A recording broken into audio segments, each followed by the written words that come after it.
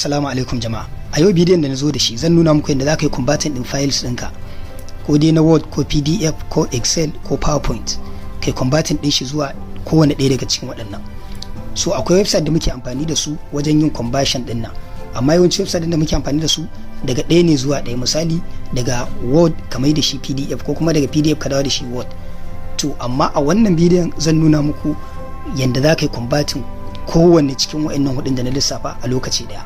Ku yi subscribe channel dina, sannan ku taba alamar karrawa domin kada bidiyo na zafafa irin waɗannan soce ku.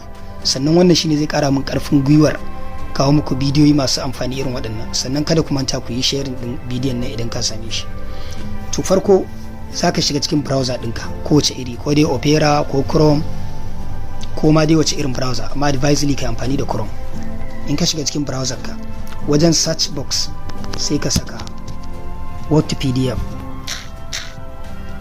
To gashi nan ya fito, shine wordtopdf.com din nan. Kai search din website din nan. To wannan shine website din mu na conversion. Daga farko gefen hagu za ku ga word, hannun dama kuma pdf.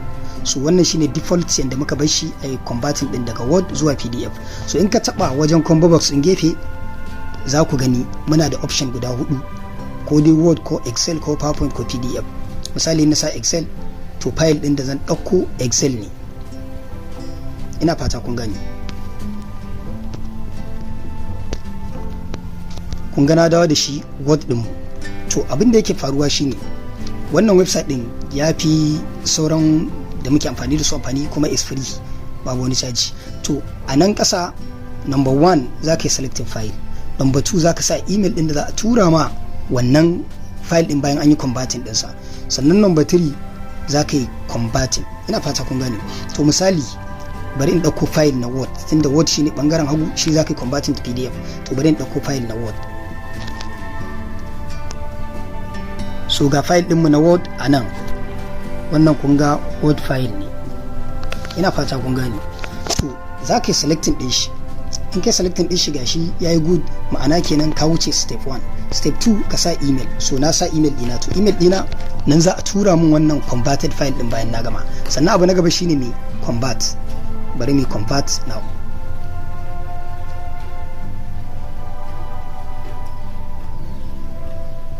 Gashi nan sun ce success, cover letter has been sent for conversion. Yanzu sun tura min shi can email dina, sai na je ne downloading din shi a pdf. Kuma yawanci za ku ga yanzu zaka cike form ana so ne ka tura file din a pdf. To ku yi saving din wannan address na website din nan, in ma kowane irin file ake so, ko excel ne ko powerpoint ko pdf ko word, kana da ɗaya kana so a mayar da shi ɗaya, kawai ka zo ka yi amfani da website din nan ka converting din shi. Bari in je email dina, ga can sun turo mu. Gashi nan sai ka shiga ka taba download my document. Gashi nan yayi downloading daga sama.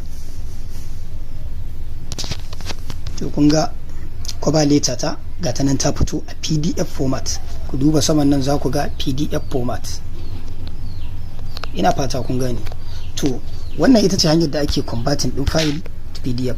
In kana so kuma ka nemo file din, yana cikin download files ɗinka. Gashi nan a sama. Wannan shine file din, ina fata kun gani, shine wanda ne converting. Na ainihin kuma gashi nan. Wannan shine na ainihin wanda na mayar da shi wancan na sama. To wannan ita ce hanya mafi sauki da ake converting pdf zuwa word, ko word zuwa pdf, ko excel ko powerpoint, ko ɗaya daga cikin su dai.